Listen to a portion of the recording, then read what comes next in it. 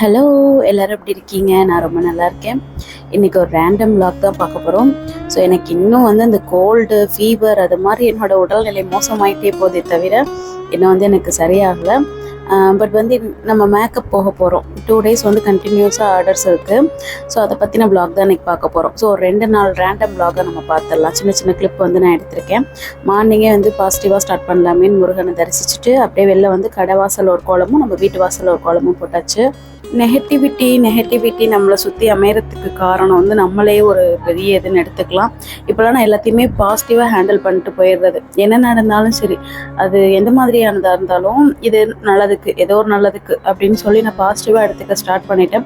So அது நல்லதும் கூட. நமக்கு ஆட்டோமேட்டிக்காக நமக்கு நெகட்டிவாக நடக்கலைன்னா கூட நம்ம நினச்சி அது நம்மளுக்கு தான் ப்ரெஷர் ஏறுதே தவிர அதில் எந்த சேஞ்சஸும் இல்லை. நடக்கத்தான் செய்யுது.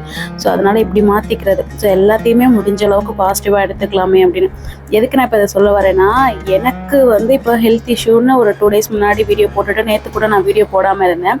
ஸோ நான் இப்படியே கண்டினியூ பண்ணிகிட்டே இருந்தேன் அப்படின்னா இன்றைக்கி உடம்பு சரியில்லை, நாளைக்கு உடம்பு சரியில்லை, இப்படியே போகுமே தவிர நமக்கு எந்த சேஞ்சஸுமே அதனால் கிடையாது.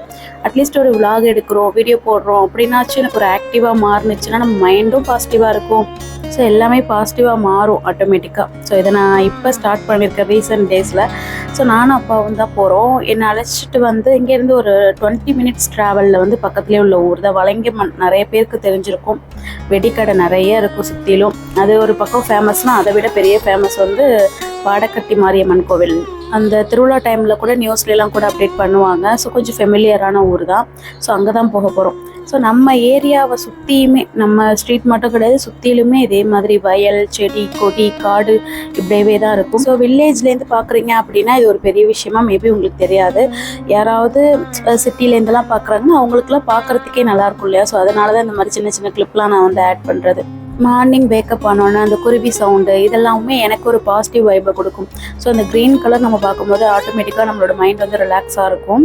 ஸோ இது எனக்கு இப்படி இருக்கும், எத்தனை பேருக்கு இருக்கும்னு எனக்கு தெரியல. எனக்கு என்னென்னா இங்கே போயிட்டு ஒரு ஈவினிங் பொண்ணழைப்பு. ஸோ அவங்களுக்கு எல்லாமே ரெடி பண்ணி விட்டுட்டு அவங்களோட ஹேர் ஸ்டைல் பார்த்திங்கன்னா மெஸ்ஸி இவங்க சூஸ் பண்ணியிருக்கிறது தான் நம்ம பண்ணி கொடுக்க போகிறோம். நான் ஃபேஸ் ரிவீல் பண்ணலை. என்னோடய ஒர்க்கு அவங்களோட ஹேர் ஸ்டைல் பற்றி காட்டலாமேன்னு மட்டும்தான் இந்த ஒரு சின்ன கிளிப்பு. இதே மாதிரி என்னோடய கண்டினியூட்டி ஆர்டர்ஸுமே நான் காமிச்சிருக்கேன். உங்களுக்கு இன்கேஸ் நம்ம மேக்கப் பண்ணணும் அப்படின்னா நீங்கள் நம்மளோட இன்ஸ்டாகிராம் பேஜை ஃபாலோ பண்ணிக்கோங்க. அதில் நீங்கள் டிஎம் பண்ணுங்கள், கண்டிப்பாக நான் ரிப்ளை பண்ணுறேன். அதில் நான் டீட்டெயில்ஸ் உங்களுக்கு ஷேர் பண்ணுறேன். பொண்ணு எடுத்து முடிச்சுட்டாச்சு. நம்ம போனது பார்த்திங்கன்னா இங்கேருந்து ஒரு 1 மணிக்கிட்ட நம்ம கிளம்பியாச்சு. நம்ம ஆஃப்டர்நூனே போயாச்சு. நைட்டு தான் எடுத்துகிட்டு வரப்போ அவங்களோடய நான் வேனில் வந்துட்டேன். அப்பாவோட போயிட்டு அப்பா என்னை ட்ராப் பண்ணிட்டு ரிட்டன் வந்துட்டாங்க. நைட்டு கிஃப்ட் பேக்கிங் நடந்துட்டுருக்கு. எதுக்கு அப்படின்னா நெக்ஸ்ட் டே மார்னிங் என்னோடய ப்ரைடல் ஆர்டரை முடிச்சுட்டு அகைன் நான் வீட்டுக்கு ரெடியாகி ஷர்வி அழைச்சிட்டு நான் போகணும். ஏன்னா அவங்க என்னோடய ஹஸ்பண்டோட க்ளோஸ் ஃப்ரெண்டு. ஸோ அதனால் அங்கே போயிட்டு ஷர்வி கிஃப்ட் கொடுக்கணும் அப்படிங்கிறதுக்காக ஷர்வியுமே அழைச்சிட்டு போக போகிறேன். என்னோடய மேக்கப் ட்ராலி பாக்ஸ் எல்லாத்தையுமே நான் எடுத்து வச்சுட்டேன். ஒரு எக்ஸ்ட்ரா பேக்கும் நான் கேரி பண்ணிக்கிட்டேன். ஃப்ளவர் பக்கத்துலேயே தான், நமக்கு ஒரு 5 minutes ட்ராவல்லே போக போகிறோம். ஸோ அதனால் கவரில் போட்டுக்கிட்டேன். கொஞ்சம் லாங் போகிற மாதிரி இருந்தால் ஒரு பாக்ஸில் போட்டுப்பேன் ஃப்ளவரில், எனக்கு அசங்காமல் இருக்கிறதுக்காக. ஸோ பக்கத்துலேயே தானே அப்படின்னு சொல்லிட்டு இந்த மாதிரி எடுத்துகிட்டு போயிட்டேன். ஸோ அவ்வளோதான், நம்ம வண்டி ரெடி ஆயாச்சு. இதோட நம்ம மேக்கப்புக்கு போக போகிறோம். நியர்பை ஸ்டேஜுக்கு ஆப்போசிட்டில் ஒரு வீட்டில் தான் நம்ம மேக்கப் ரெடி பண்ணியிருந்தோம். ஸோ கோவிலில் தான் மேரேஜ். நான் என்னோடய ஒர்க்கெல்லாம் ஸ்டார்ட் பண்ணுறதுக்காக எல்லாத்தையும் எடுத்து வச்சுட்டேன். எப்பயுமே நான் எடுத்து வச்சுருவேன். ஜுவல்லாக இருக்கட்டும், எனக்கு ஒரு ஃப்ரீ டைம் 5 minutes கிடைக்கிது அப்படின்னா அந்த ஜுவல்லெல்லாம் தனித்தனியாக எடுத்து வச்சுருவேன். ஃப்ளவர் எடுத்து வச்சுருவேன். ஹேரெல்லாம் தனியாக பிரித்து வச்சுருவேன். ஸோ அப்போ நமக்கு ஈஸியாக டக்குன்னு எடுக்கலாம். ஏன் நான் இதை மென்ஷன் பண்ணுறேன்னா, நம்ம அசிஸ்டண்ட்டோட போகிறோன்னா அதெல்லாம் நமக்கு அவங்களே எடுத்து கொடுப்பாங்க. நம்ம தனியாக போகும்போது இதெல்லாம் நம்மள தான் கேரி பண்ணிக்கணும். என்னோடய ஒர்க்கை முடிச்சுட்டு நான் வீட்டுக்கு வந்துட்டேன். அகைன் நான் ஷர்வியை அழைச்சிட்டு, ஷர்விக்கு இன்றைக்கி எக்ஸாம், அவள் முடிச்சுட்டு வந்ததுக்கப்புறம் நான் அழைச்சிட்டு நானும் ஷர்வியும் போனோம். இன்றைக்கி லஞ்ச் தான் அந்த நம்ம மண்டபத்தில் சாப்பிட போகிறோம். ஸோ ஃபங்க்ஷன் ஷர்வி கிஃப்ட் கொடுத்துட்டு நம்ம சாப்பிட்டுட்டு கிளம்பியாச்சு. வீட்டுக்கு போயிட்டு நான் உடனே அடுத்த மேக்கப்புக்கு ரெடி ஆகணும். ஏன்னா இது பக்கத்தில் கிடையாது. இங்கேருந்து திருவாரூர் போய் அங்கேருந்து ஒரு 10 minutes ட்ராவல் பண்ணுற மாதிரி இருந்துச்சு. என்னோடய திங்ஸ்லாம் கரெக்டாக இருக்கான்னு செக் பண்ணிவிட்டு உங்களுக்கு ஃப்ளவர், நம்ம சாப்பிட்றதுக்கு ஒரு கொய்யாக்கான எடுத்துக்கிட்டேன். ஸோ டெய்லி ஒன்று சாப்பிட்டுட்ருக்கேன். எனக்கு டெய்லி சாப்பிட்டா நல்லதுன்னு கூட தெரியாமல் நான் இதை சாப்பிட ஆரம்பித்தேன். நம்ம வீட்டில் தானே இருக்குது, நம்ம சாப்பிட்லாம் அப்படின்னு.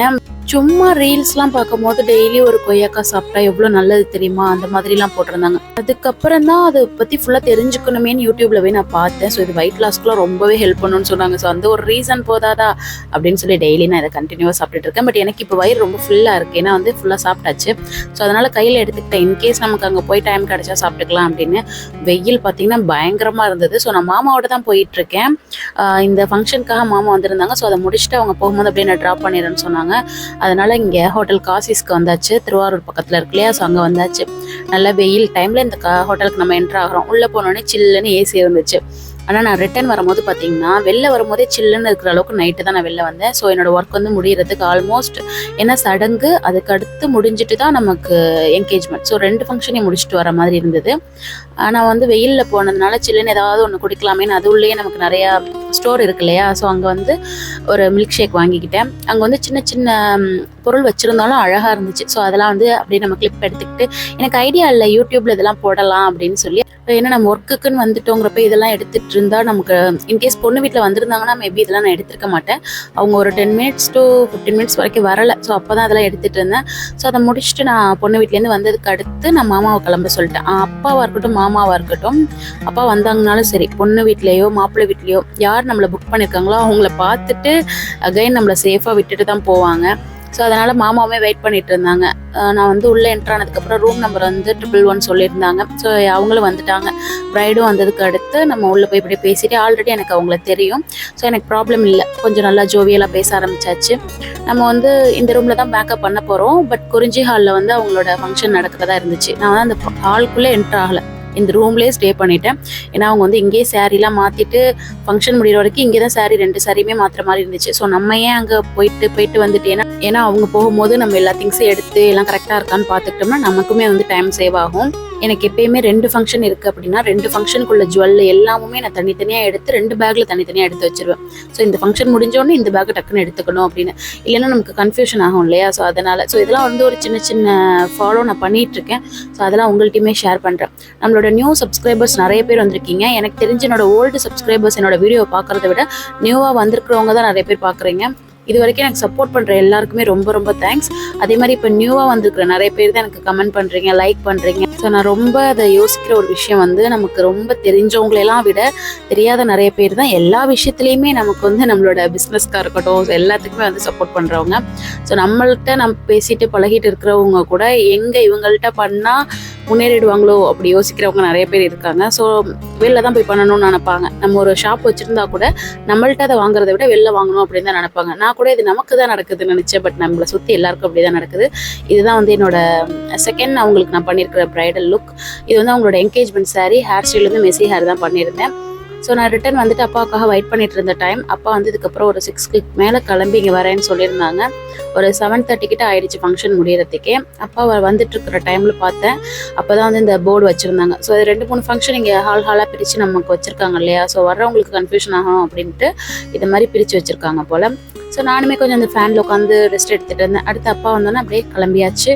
ஷர்வியை போய் தான் நான் மீட் பண்ணணும். மார்னிங் விட்டுட்டு இருந்திருக்கேன், போய் தான் நான் பார்க்கணும். அவளுமே டியூஷன் போயிட்டு ஹோம்ஒர்க்லாம் எழுதிட்டு ரெடியாக இருந்தா. எனக்கு கொஞ்சம் ஹெட்டேக்காக இருந்துச்சு. இப்போ நான் பேசுகிற வரைக்குமே எனக்கு ஒரு ஃபீவரிஷாக தான் இருக்குது. ஸோ அதனால தான் கொஞ்சம் என்னோட வாய்ஸ் வந்து சேஞ்சாக இருக்கும். கண்டிப்பாக பி பாசிட்டிவ். சீக்கிரமே பாசிட்டிவாக நெக்ஸ்ட் விலாகில் மீட் பண்ணலாம்.